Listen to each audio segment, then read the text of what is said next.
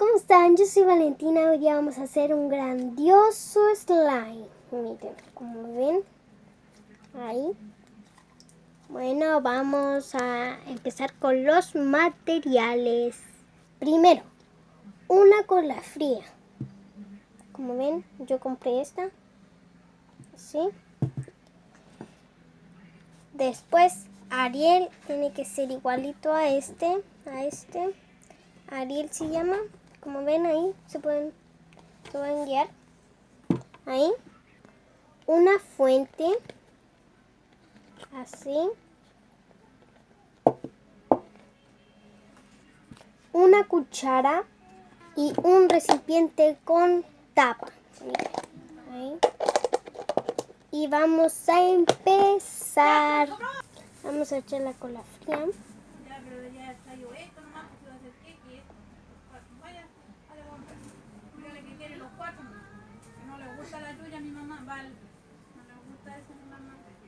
Así como ven.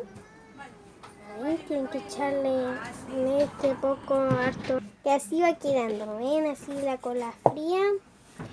Dejamos a un lado el y vamos a echar a Ariel. Así. Ahí, miren.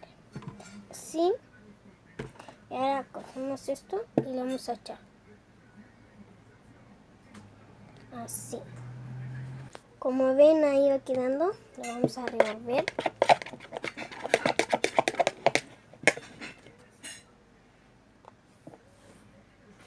Como ven, así va quedando.